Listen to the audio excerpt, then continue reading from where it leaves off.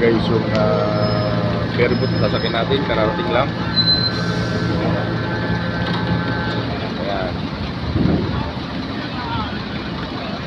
Hindi tayo nakasabay dyan, kaya saan ang ating sasakyan.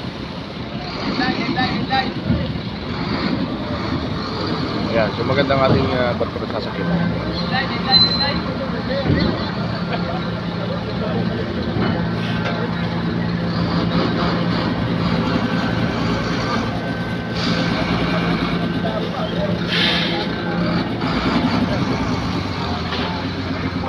So dyan po tayo sasakay mga guys.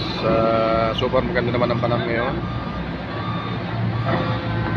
Nakapila na yung mga sakyan. Yan po may luluding nila ngayon. So yan. Alis na yung sakyan sa loob guys. Marami. Yes, maraming mga ibon guys na piliparan. Tuwan-tuwa sila. Kaya po yung Santa Clara ang ating sasakyan na ferry boat patawid. At yung isa paalis na po.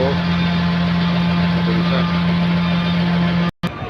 Ayan guys, paalis na yung aming isang ferry boat na nauna sa amin. Pinap Francia, yun naman ni Santa Clara. Santa Clara din po yung umalis. Kaya hindi kami nakasabay. Kaya yung mga kasama namin dito. Ang daming ibon nagliliparan guys oh. Yung mga balis sa sayaw. Ayan oh. Yung ang view dito eh. Daming ibon nagliliparan mga guys. Tutuwa sila sa dami ng sakyan dito. Ito sa port area.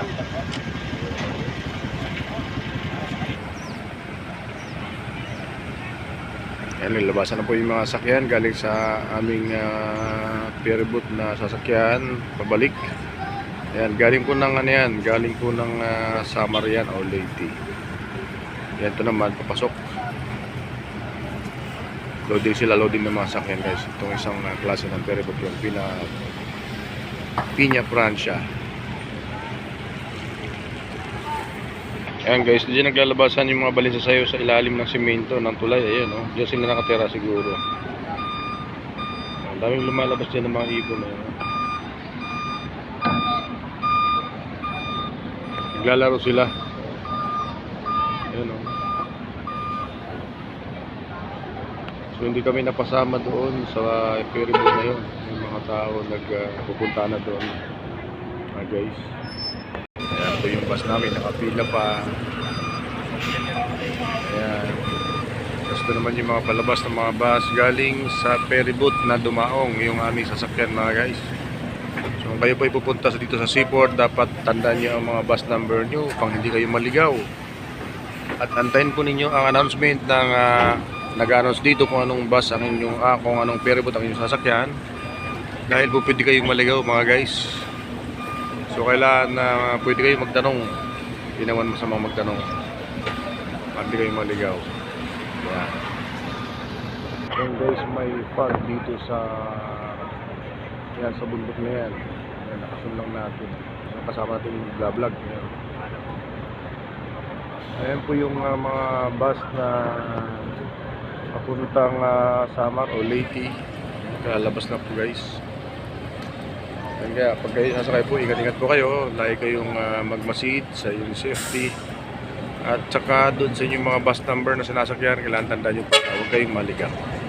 So, thank you for watching guys. Sana meron kayong natutunan kahit paano na maging alerto lagi. Thank you for watching guys.